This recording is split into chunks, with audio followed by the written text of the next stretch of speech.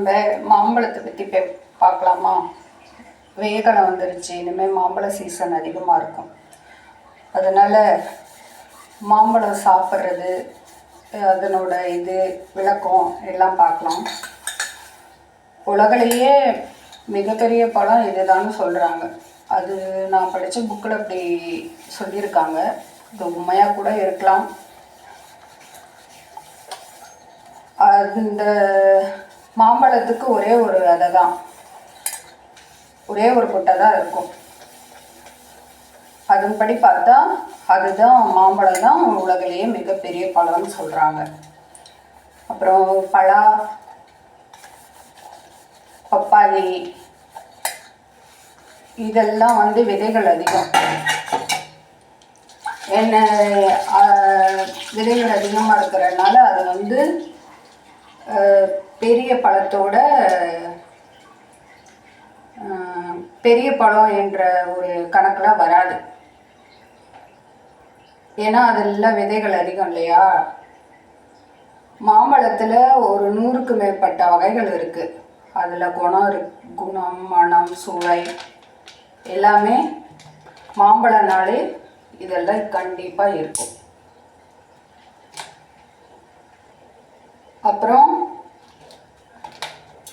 அதனோட சுவை எப்படி இருக்குன்னா, ரொம்ப பழம் பழுக்காமல் ஓரளவுக்கு இருந்துச்சுன்னா அதனோட சுவை அதனோட விகிதத்திலேயே இருக்கும். ரொம்ப கனிஞ்சிச்சுன்னா சுவை கம்மியாயிடும். மாம்பழத்தினுடைய குணம் இதுதான், பலன் நிறைந்தவை தான் இது. எல்லா நோயாளிகளும் சாப்பிடலாம், எந்த பிரச்சனையும் இல்லை. அப்புறம் புண்கள், நீண்ட தோல்வியாதி உள்ளவர்கள் சிறிது ஆராய்ச்சியுடன் குறைவாக சாப்பிடுங்க. அப்புறம் குழந்தைகளுக்கு 6 மாதத்திலிருந்து தரலாம். மலச்சிக்கலுக்கு மிக சிறந்த பழம். வயிறு நிரம்ப சாப்பிடலாம்.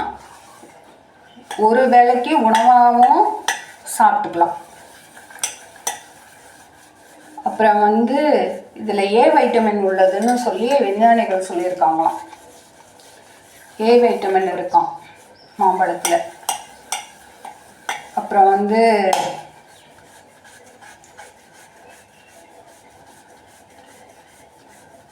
கண்ணுக்கு நல்லதான்.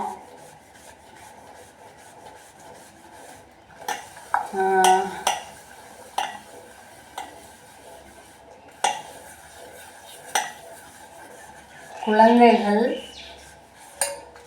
இயற்கை உணவை உண்டால் எந்த வைட்டமின்களையும் உண்டாக்கும் ஆற்றல் உடம்புக்கு உண்டு. இயற்கை மருத்துவம் நம்புகிறது.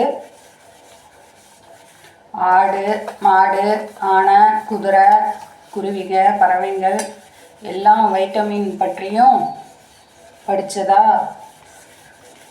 சாப்பிட்டுட்டு தானே இருக்கு. நல்லா தான் இருக்கு. மாம்பழத்துக்கு தேங்காய் துவையல் வச்சு மாம்பழம் சாப்பிட்டா நல்லா இருக்கும்னு சொல்கிறாங்க. அப்புறம் தேங்காய் பாலோடு சேர்த்து சாப்பிட்டாலும் நல்லா இருக்குன்னு சொல்கிறாங்க. வேறு எந்த மிருகப்பாலும் சேர்த்து சாப்பிடக்கூடாது. அதாவது பசுமாட்டுப்பால், எருமைப்பால் இந்த மாதிரிலாம் எதையும் எடுத்துக்கக்கூடாது. அதோட தேங்காய் பாலோட மாம்பழம் சாப்பிட்டா ரொம்ப உடம்புக்கு நல்லதுன்னு சொல்லியிருக்காங்க. சரியா? நீங்களே இதே மாதிரியே செஞ்சு சாப்பிட்டு பாருங்கள். இன்னும் தேங்காய் பாலை எடுத்துகிட்டு கொஞ்சோண்டு மாம்பழம் உரித்து அதுலேயே போட்டு மிக்சியில் அடிச்சுக்கலாம். இல்லைன்னா பழத்தை நல்லா பீஸாக வெட்டி பிளேட்டில் வச்சுட்டு தேங்காய் பால் கொஞ்சோண்டு லைட்டாக சர்க்கரை போட்டு நெஞ்ச கறிக்கும் அப்படின்னா லைட்டாக ஒரு ஏலக்காய் தூளை அதுலேயே நசுக்கி போட்டு தேங்காய் பால் கொஞ்சம் மாம்பழம் கொஞ்சம் இப்படியும் சாப்பிட்லாம். அது ரொம்ப நல்லது. சரியா? இன்னைக்கு இந்த வெய்ய காலத்துக்கு மாம்பழம் அதிகமாக இருக்கும் இல்லையா. மாம்பழம் சாப்பிட்றதுக்கு பயப்படுறவங்க இந்த மாதிரி எடுத்துக்கோங்க, கண்டிப்பாக சூப்பராக இருக்கும்.